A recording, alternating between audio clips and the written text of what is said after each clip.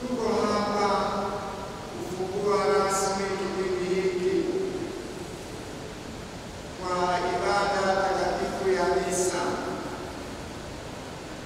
Neno la kwanza, tunapokuwa kwenye kipindi kama hiki, mwaka huu mpya wa Bwana 2025, na kwanza kabisa ningewaalika tupokee kipindi hiki kwa mioyo iliyojaa shukrani kwa Mungu. Kwa mioyo iliyojaa nini? Shukrani kwa Mungu. Hamwezi kurudia. Kwa mioyo iliyojaa nini? Shukrani kwa Mungu. Kwa mioyo iliyojaa shukrani kwa Mungu. Kwa mioyo iliyojaa nini? Shukrani kwa Mungu. Kwa sababu ni kipindi muhimu sana, ni kipindi kitakatifu sana kwetu, kipindi kitakatifu sana, kipindi cha maana sana, kwanza kwa upande wetu, lakini hata kwa mbeleni kinakuwa ni kipindi kizuri zaidi cha kumpendeza Mungu, kipindi kizuri sana. Na ni vizuri tukaanza kuona kipindi cha Kwaresma positively. Tuone kwamba ni kitu kizuri. Tusianze kutumia sasa kile kipindi cha kuambia tukae kimya daima, cha kujiteza daima. Yaani kuna vitu vingine ambavyo mimi navipenda sana, lakini naambiwa wakati huu nikuweke kando, na mambo ambayo nilikuwa nimeyazoea sawa, yananiumiza, lakini naambia niweke kando. Lakini tunapaswa kwanza kabisa kushukuru. Ni kipindi kizuri kwako, lakini hata tutakapofanya vizuri inakuwa ni kipindi cha kupendeza Mungu sana kwako wewe, kutokana na utakavyofanya vizuri. Ni kwa nini tunasema ni kipindi kizuri? Kwaresma imetawaliwa na msamiati huo tunaita toba. Msamiati wa nini? Toba. Ni kipindi cha toba, ni kipindi cha kujikatalia mambo ambayo hata wakati mwingine ni mazuri katika afya zetu, katika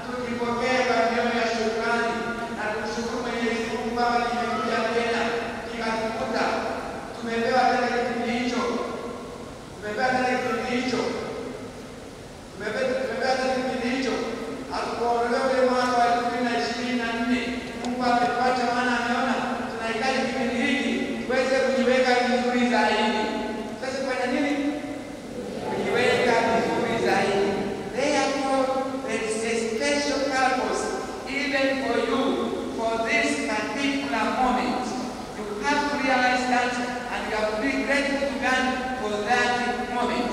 It's a very, very important moment, very holy moment, even to you as a student.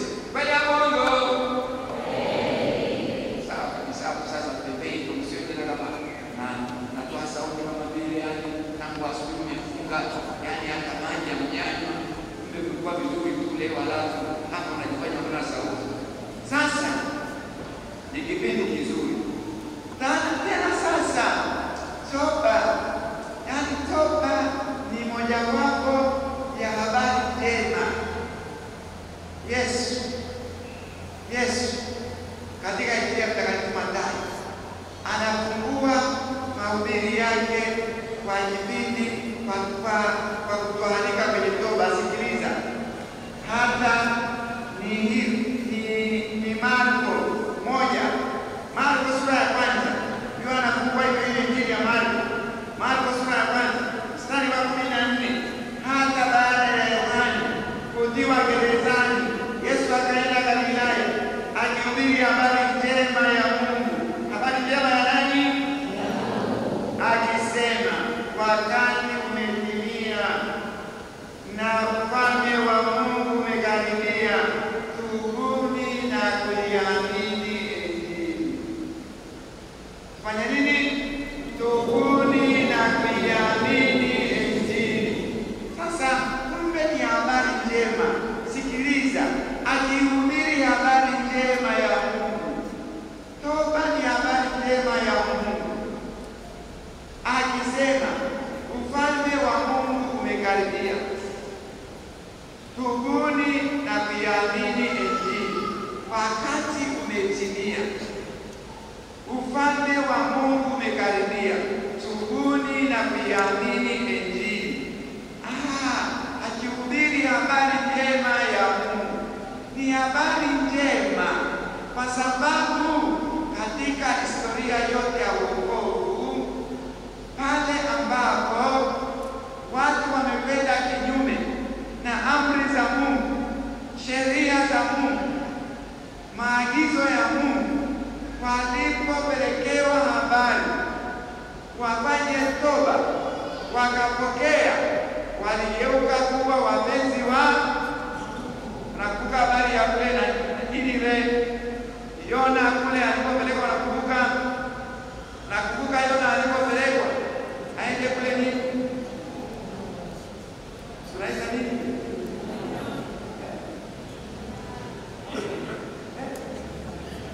Ninawi tunazungumza lugha hii hapa. Kule Ninawi. Sasa kule alipopelekwa kule, alafu akageuka wale watu. Sasa hapo ni habari njema kwa sababu wale watu wamekuwa watii kwa Mungu. Leo asubuhi tumesisitiza sana kwamba kipindi cha toba kinaandika utii, kinadai tuwe watii, kwamba tunapopewa kipindi kama hiki na tumeambiwa tumekosea, tukubali kweli kwamba tumekosa, na tukubali kwamba tumekosa, tukapiga magoti kwa Mungu kwa mioyo iliyojaa unyenyekevu, mioyo iliyojaa uchungu, na tunaomba toba. Hapo ni fadhila. Utii katika maandiko matakatifu, katika historia ya wokovu, na hata katika maisha ya malezi. Tunalelewa utii katika malezi. Utii katika malezi ni muhimu sana, na nabadilisha sura yote. Na wanafunzi kwa shuleni wanapenda na walimu huwezi kuamini, si kwa sababu sana wanakuwa wa kwanza kwa sababu ya utii, unyenyekevu, udogo, wanakubali neema, wanaomba msamaha, wakipewa adhabu wanasema asante mwalimu, asante, nashukuru sana mwalimu mpendwa, nashukuru sana kwa kuchapa ile kidogo, kwa sababu mwema, asante sister. Utii, unyenyekevu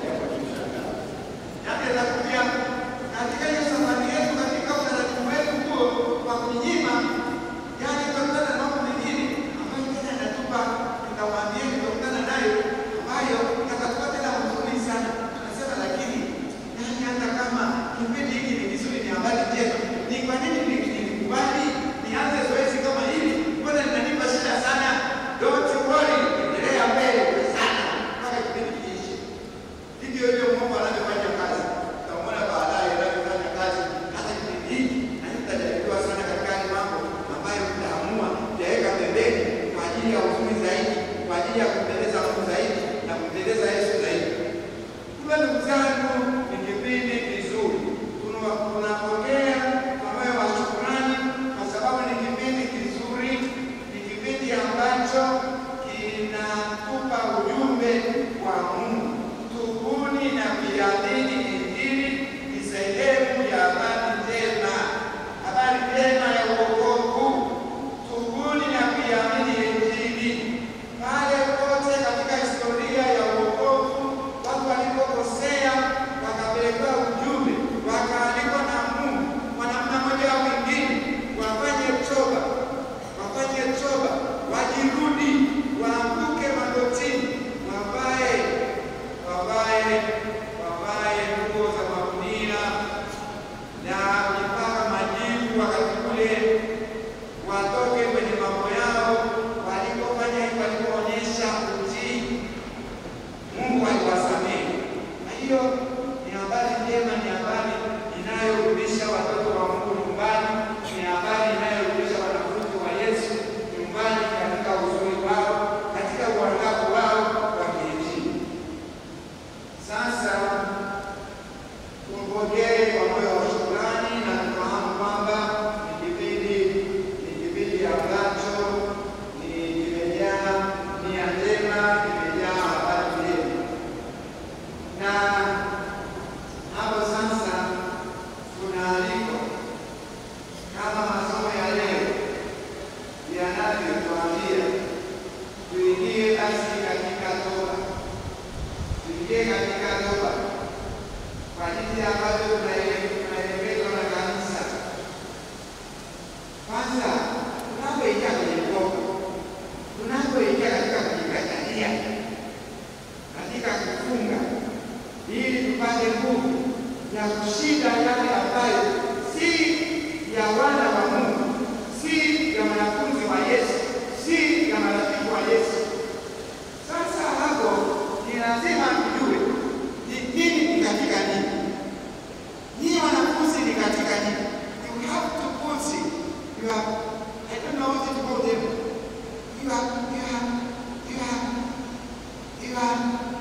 You are shortcomings. You are shortcomings. You have to put them on the paper. One after another. Lazima muyaweke kwenye karatasi. Muyafahamu. Msema tu ni kipindi cha toba. Wasikoma wamedole kipindi. Kipindi cha toba unaingia kwenye toba kwa. Wazee askofu, wazee wakati. Ni lazima mimi nifahamu. Mimi katika nini sasa? Kama Mwenyezi Mungu amenipa tarehe kipindi hiki, 2025, ni katika nini? Mimi katika muziki. Nawe katika maji kama Martha. Nawe kama Job. Nawe kama Michael. Kama Benedict. Kama Filipo. Na wewe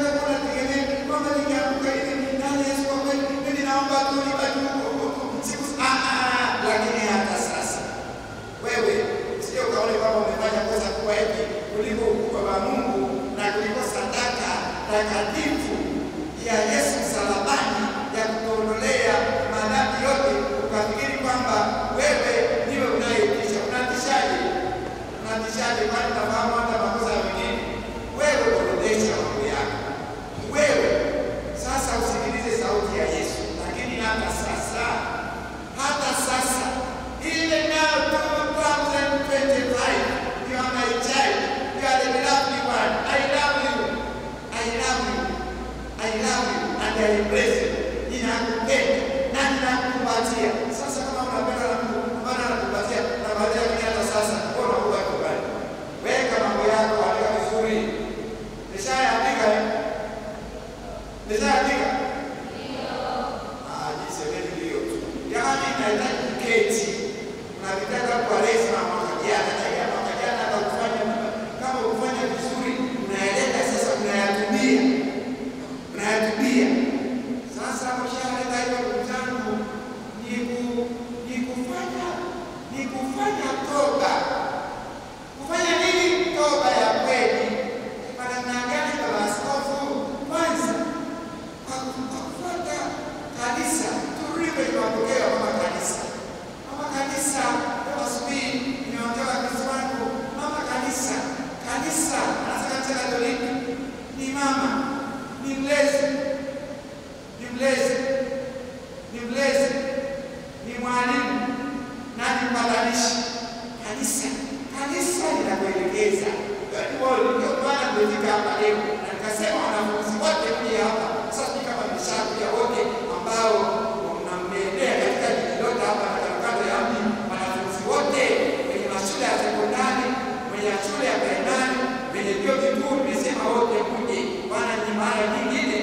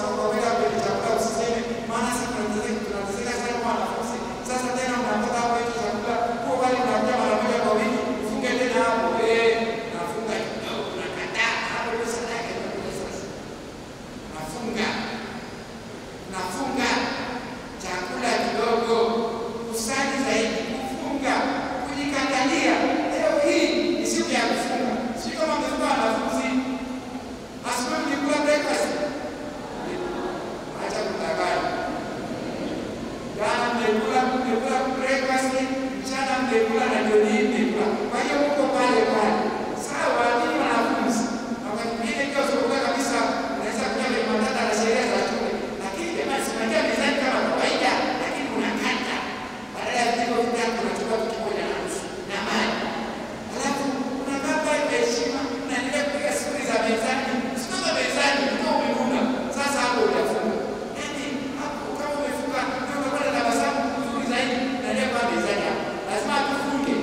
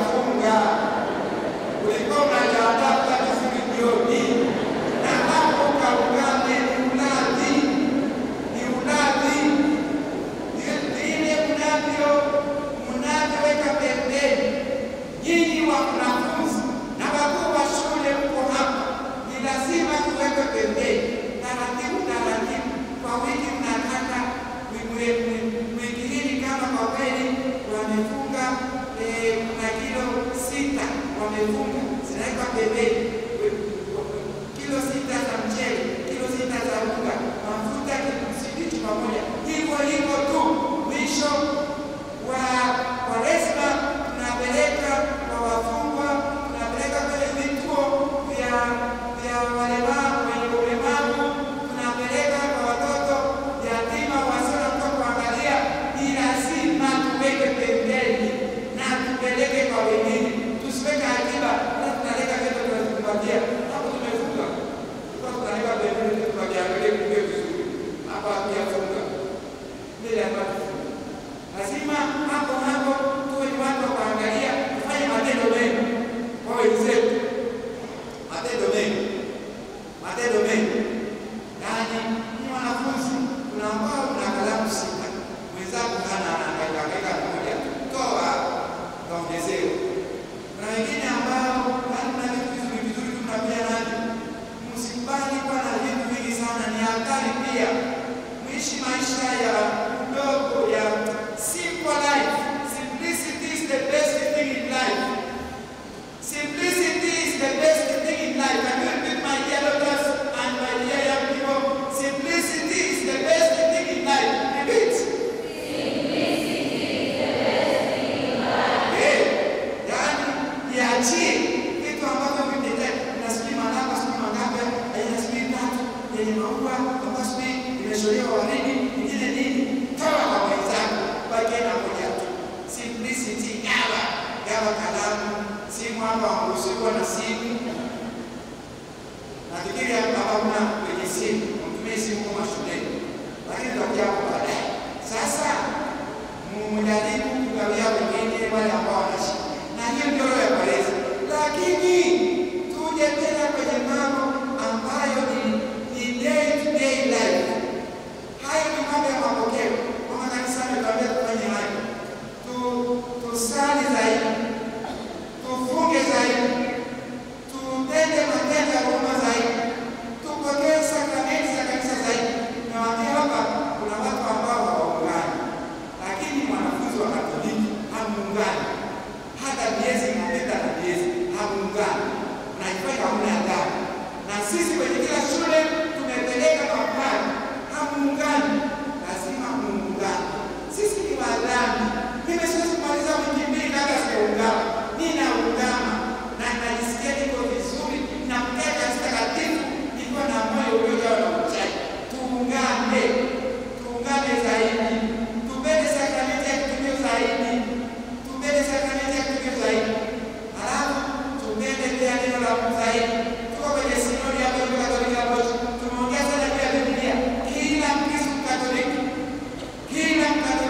kila Mkristo uwe na Biblia, uwe na neno la Mungu kama mwenye hapa. Na kama neno la Mungu kama mwenye hapa ya witness, watu wachukua vingine. Neno la Mungu jamani hapa. Kanisa sasa kwa Biblia naona wote tu. Kwa sababu tunawakwaza hawa wanafunzi. Jinsi sisi watu wazima tulivyo na hawa wanafunzi hawana chochote. Wanafunzi naomba Biblia na Biblia. Ndio silaha yetu. Na walezi muone hapa. Ndio tunavyolia watoto wetu. Walezi muone. Hawa ni wanawetu hapa ni wanafunzi wa Katoliki. Ningekuwa mkuu wa shule, kila wanafunzi lazima aje shuleni na Biblia takatifu. Hii ndio silaha yetu. Hata kama asomo iko kwenye meza yake tu, iko kwenye sanduku lake tu, bado ni silaha kubwa sana. Na wanafunzi wetu walivyo pekuzi, wanavyopenda kusoma, kuna wengine kila siku wanasoma sana. Kweli hao wanafunzi wapendwa. Sasa kama ni kweli ushendi, acheni. Kama ni kweli ushendi. Ndio mnajitisi kwa kweli. Sasa ni lazima ni matendo ya toba. Lakini baada ya hayo tuje nyumbani. Toba inaweza kuwa mambo ya kawaida kabisa. Yaani upendo wa kimungu. Baba Mtakatifu Francisco kwanza tunamwomba mama pekee kubali hospitalini. Mbele sana Baba Mtakatifu Francisco arudi ofisini. Endelea kusikia vizuri. Baba Mtakatifu ametufundisha tunaita fraternity. Upendo wa kimungu. Yaani kupendana, kumwona kaka yako hapo alipo, yaani dada yako hapo alipo,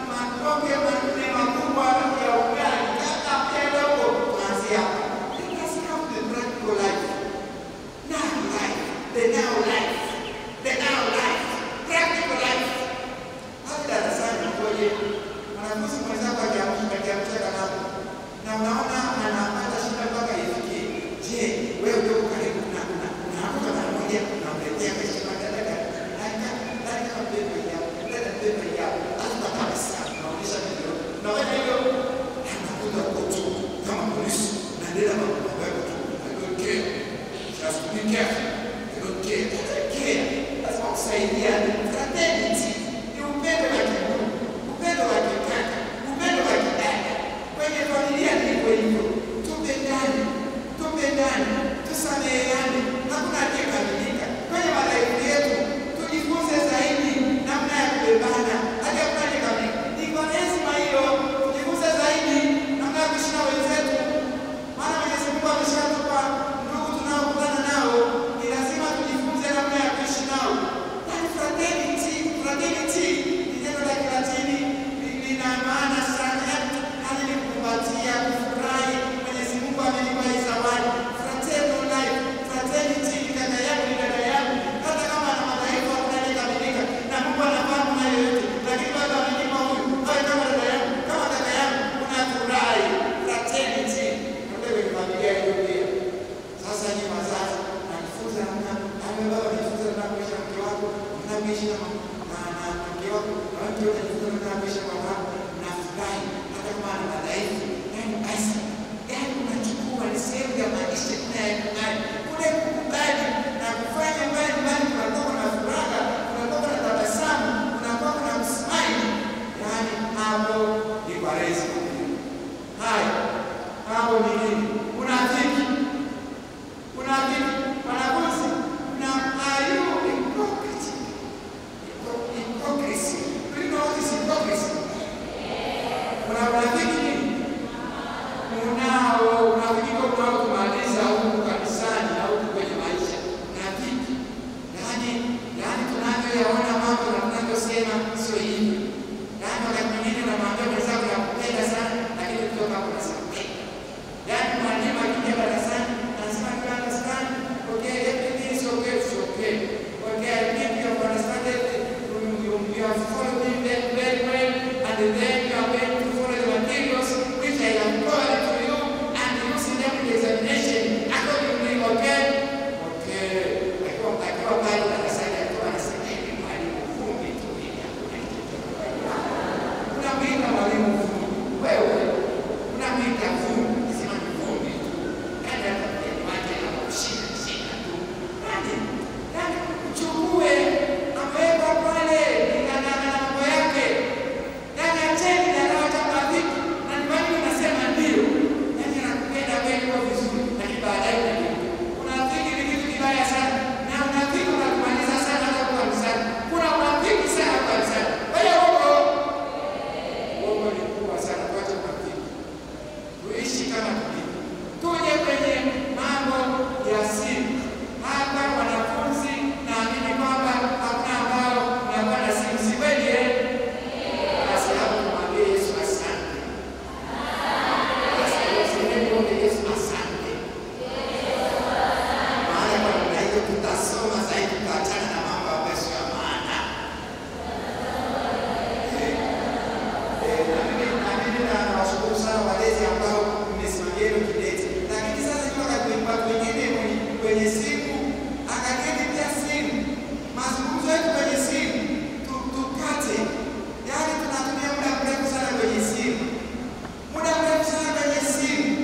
Ninajiuliza, kweli tungekuwa na muda wa Mungu mrefu na tunaouzakuza hivyo kama tunavyouzakuza hiyo simu. Mimi navyopata kwenye ndege na watu wale yani unaona ni mtu anafanya namna chochote, anakaa kwa kuna ametoka kidogo anaichukua anafanya hivi anaita pamoja kabisa. Yani ni practice ya kitu anachokiangalia. Kama kuna mahali ambapo muda unatumika sasa hivi ni kwenye simu. Je, wakati wa Kwaresma hatuwezi kuwa na nidhamu zaidi katika kutumia vyombo hivi? Tukasema kwamba nitaitumia tu katika communication, yani katika kutoa taarifa au katika kuuliza jambo muhimu. Kwa vingine simu inakaa pembeni. Simu tunaikuza. Kwa kweli hata watoto wadogo waliozaliwa kwenye dunia, kwenye familia, hawakuzunguzwi hivyo kama hiyo simu. Yani hawataki huu upendo wa simu. Yani simu ni hivi tu kila wakati. Ni hivi tu kirudishana imani na ingine. Ni hivi tu from morning to evening mpaka saa 6 usiku. Jamani, tuangalie. Hapa kuna Kwaresma nzuri sana.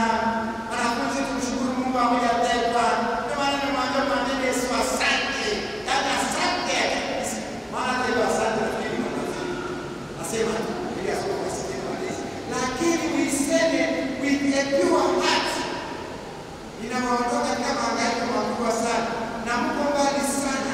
Kuna tofauti kubwa sana ya wanafunzi wa masimu na nini. Ni kwa vile tu hamwezi kuelewa.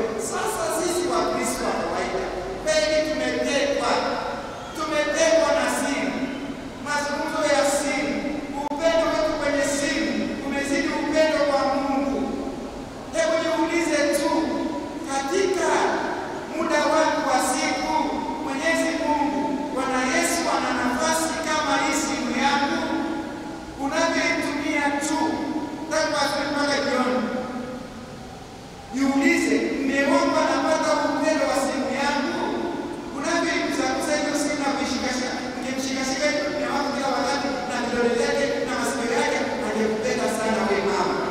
Una muda na mume wako, una muda na mke wako.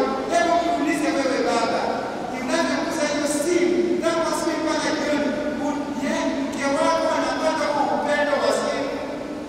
Je, ungekuwa na mgusa mke wako hiyo kwa upendo, yaani kwa upendo tangu asubuhi mpaka jioni, ungepiga hatua sana ya upendo kwa mke wako, angependana sana. Yaani simu zimechukua nafasi ya kabisa katika maisha yetu. Ndio maana hata kusoma wanafunzi, kwa wale wanafunzi wenye simu ni shida kubwa. Ndio anakuwa ya mwisho kwa darasani. Tuna shida kubwa na simu na media. Sasa hapo sisi wa Kristo Katoliki, mapadi wangu, hatuwezi kujikomboa hapo wakati wa Kwaresma tukaiwekea nidhamu kamili, nidhamu, utaratibu kamili, na hapo tukapata maumivu. Ni maumivu makubwa sasa hivi kutotumia simu hivi, lakini ndiyo Kwaresma yenyewe. Tuje kwenye mambo ambayo ni practical. Tubaki tu kwenye haya mambo ya practical life. Simu zimetumaliza. Hapo wanafunzi vipi? Lakini hamna simu. Jamani, hapo wakina baba na wakina mama vipi hapo? Tumekamatwa kidogo au sana? Sasa tujibandue kwa nguvu ya neema ya Mungu. Tunaweza. Sasa tunaingia kwenye kipengele cha mwisho. Ni maumivu. Tunapofunga, si kusema kwamba tukishaamua kwamba sasa tunaingia katika matendo ya Kwaresma, na tumeshaona kwamba Kwaresma ni kitu kizuri sana, tunamwambia Mungu asante. Tunaona kwamba inatufanya Kwaresma ni kitu ambacho ni kitu chema, kwa sababu tunabadilika na tunakuwa ni marafiki zaidi wa Yesu, marafiki zaidi wa Mungu sana. Tukaona kwamba tunaalikwa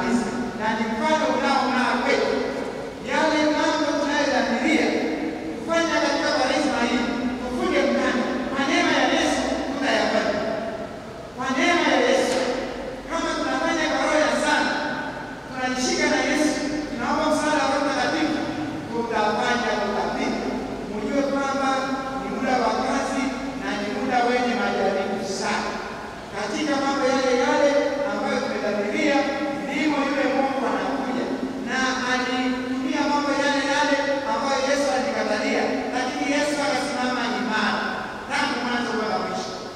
Tangu mwanzo mpaka mwisho shetani ikashinda. Alifanya kila kitu kwa Yesu. Unafahamu alivyomchukua kupeleka wapi na wapi, nitakupa wote kulipa. Yesu alikataa. Na sisi tukishaamua yale mambo ambayo wanafunzi tutayaandika katika daftari zetu kwamba mambo haya yanafanya kazi, tunasimama hapo kwa kipindi chote cha Kwaresma, na hata unapoingia Pasaka yawe ni mambo endelevu. Sasa kwenye maisha yako umeipatia kabila safi na takatifu endelevu katika maisha yako. Kwa hiyo ni kipindi ambacho ni cha kazi na kuendelea sana. Mfano mmoja, sikiliza mfano mmoja, watu nao msikilize. Mfano mmoja, mtu mmoja alikuwa anasema kwamba siku zake za kufunga chakula ni Jumatatu, Jumatano na Ijumaa. Sasa siku moja Jumatano tuko hapo tu, ni mtu ambaye alikuwa anabeba sana na marafiki zake. Marafiki walikuwa wanaenda wanasaidiana, wakati mwingine wakiwa na chakula wanaleta, wakiwa na soda wanaleta, wakichinja wanaleta. Sasa sikiliza, siku ile ya Jumatano ametoka misa takatifu, amefunga huko kwenye kazi zake kule nyumbani.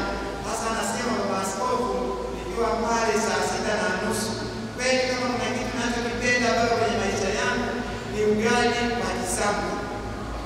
Akaja mama mmoja jirani ameleta ugali wa kisamvu moto kabisa, akaleta samaki, yaani yako pale kwenye sahani yanameremeta. Kama vile haitosha, akaleta sambusa. Mimi nikiona sambusa kwa kweli baba mada anaanza kuteremka yenyewe, napenda sana sambusa. Sasa siku ile nimefunga, lakini akaleta vinywaji, akaleta juice ya maembe, nimechukua maembe ambayo yamechanganywa na miwa. Ni kwenye eneo hilo tulikuwa tunakaa, kuchanganya na miwa ni nzuri sana. Sasa basi kwa kuniambia tu kweli pale nilishiwa na nguvu baba. Nikaenda pale ndani, nikaangalia msalaba, nikamwambia Yesu, Bwana Yesu, naomba leo unihurumie. Yaani naomba leo unihurumie, nitafunga kesho. Sasa akaja akaniambia, askofu, sasa wewe umefanyaje? Nikamwambia toka kwa hapa. Niendelea kufunga. Sasa jamani, hakuna kipindi chenye majaribu kama hiki. Yale mambo ambayo tunayawekea utaratibu, hayo anasema itaishiwa nguvu. Na sisi tusijidanganye katika yale mambo tuliyoorodhesha, mtakayoorodhesha. Mnapokuwa tena mko vizuri, mmefika Kwaresma, yaani nusu hapo, yanakuja kishawishi cha ajabu ambapo unaishiwa nguvu. Usikubali kuishiwa nguvu, unasimama imara kwamba mimi nimeamua, ninamaliza Kwaresma hii kwa neema ya Mungu. Naweza kwa neema ya Mungu. Hatuwezi kufanya matendo ya Kwaresma vizuri ila neema ya Mungu, ila sawa, hatuna nguvu. Kwa hiyo usifikiri kwamba Kwaresma pamoja na kwamba ni kipindi kizuri, basi ni kipindi lenye mama tu. Tunapoingia katika kujikatalia, yule Mungu anatafuta vile vitu vile ulivyojikatalia, anaviweka fresh mbele yetu. Kama jikatalia chakula, sasa ukaja ugali wa mchicha, ikaja samaki, ikaja juice na ikaja sambusa.